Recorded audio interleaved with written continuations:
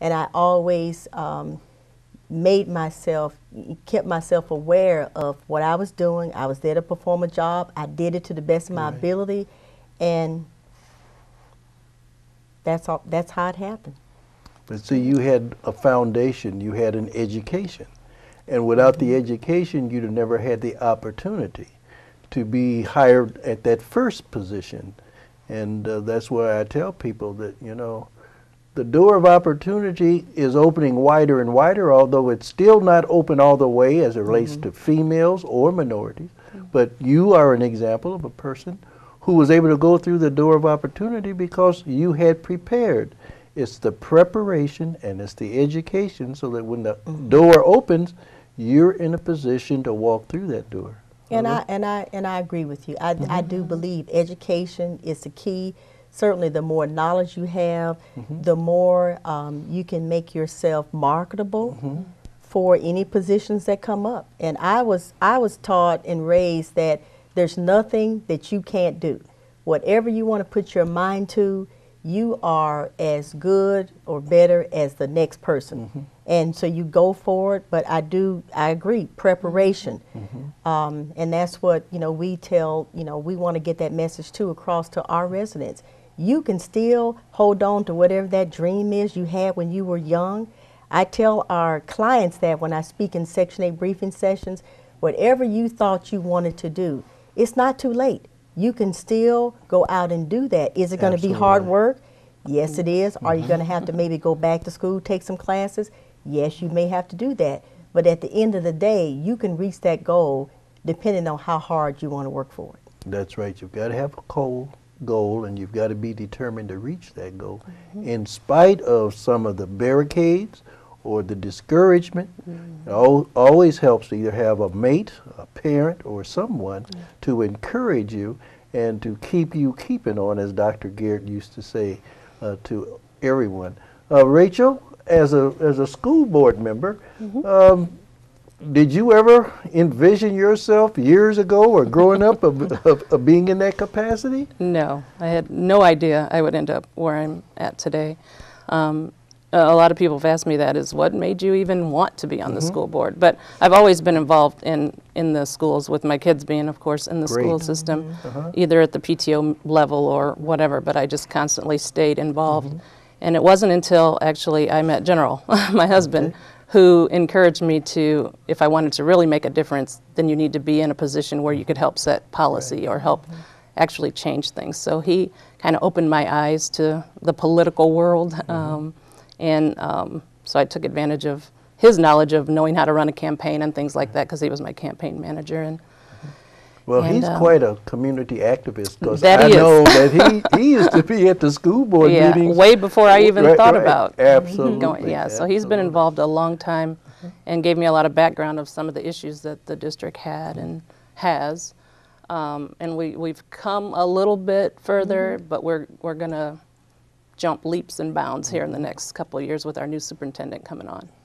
Well, I'm quite certain that you find that job very challenging and very time-consuming. And from what I understand, school board members are not paid. Am I right? Not paid. It's all volunteer, and it is challenging, but it's worth the headaches that you get sometimes from, because you know people need somebody to go to let them know what issues are going on in the school. And then you need somebody that can work with the people in the school that can help alleviate some of those problems, or at least direct them to the right process or procedure to get things done. Because a lot of times people just don't know how to get things accomplished when they're having problems at the schools. So, what do you find the most frustrating as well as the most satisfying serving as a public servant in terms of a... I think the most frustrating is you see things that you want to have changed, but you just can't get them changed immediately. There's a process, and it takes time, and sometimes money, and sometimes you don't have a lot of either one of those. I think that's the most frustrating part. The most satisfying part is when somebody does give you a call and you're able to help them. It just makes you feel good that you've done, you know, what you've been elected to do, which is serve the public. So. Yeah, I know there's a lot of compromising in terms of you may not get exactly what you want because there's another school board member wants to do that, and what you try to do is work out what's best, first of all, for the people children. you're there to serve, Yeah. and second of all, to make certain that you get enough votes. I found that when I was in the city council, that that was very, very frustrating at times. And I tell you, I take my hat off to you because from what I understand, our school board is in terrible shape financially. And any time that you're serving the public at a time when you are reducing staff, reducing programs, reducing schools, reducing anything, it even becomes more of a challenge. And I sometimes wonder when people run for governor or run for a school board or run for anything else, knowing the situation they're going to be facing, I sometimes wonder. And again, it takes a certain kind of a person that's really dedicated to the cause. And particularly, as I said, in a non-paying position. Now, some of these positions, like our congressmen and our legislators and so forth, I mean, to them, it's a job. By the way, what do you do in terms of your professional work? Where do you work, and what do you do? I work for the city of Peoria. Okay. I'm in the Department of Economic Development. Oh. So what we do mainly is keep the businesses that we have in the city here, making sure that they have what they need to be a viable business, and then we also try to reach out and recruit other companies to come to the city of Peoria. So along with a lot of other things that we do, I also manage the city's revolving loan fund. So when small businesses need money, they call me. And we have a low interest loan program that I help administer, and that's fun, working with the businesses. I like working with people, period, but I particularly like working with small businesses. Well, that also sounds very challenging in terms of having that kind of responsibility and trying to work on programs that can be of assistance to others that basically improve the quality of life for the community that we live in. Did you have any special training or education beyond high school? Did you go to college at all? I went to Western, for 2 years, and then I transferred to Bradley.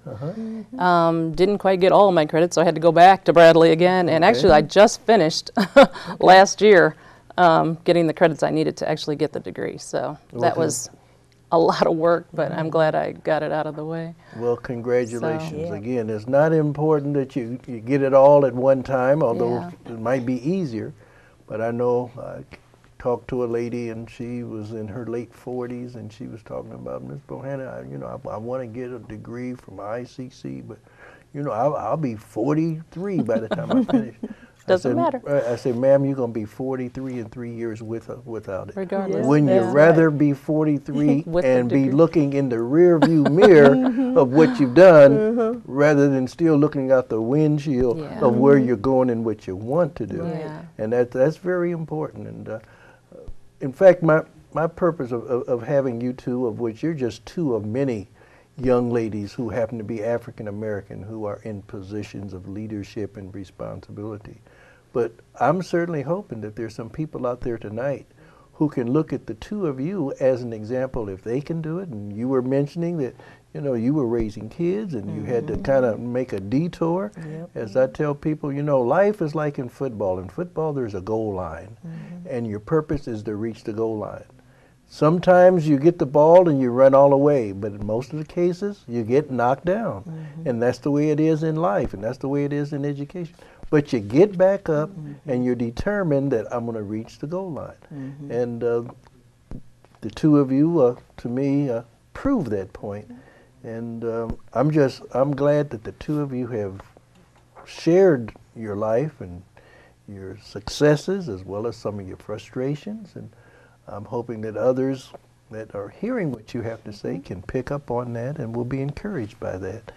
And we're going to take a short break, and then we're going to continue our discussion. And I certainly hope that those of you who are watching will, again, pick up your phone, call upstairs to your daughters or your wife or whoever, so that they can see the rest of our discussion. And hopefully, as I said, my purpose is to educate, to motivate, for you to participate. I want you to say, if they can do it, I can too. We'll be right back.